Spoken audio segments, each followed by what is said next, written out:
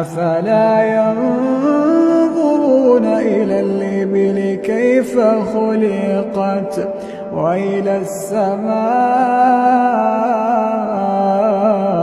كيف رفعت وإلى الجبال كيف نصبت وإلى الأرض كيف سطحت فذكر إنما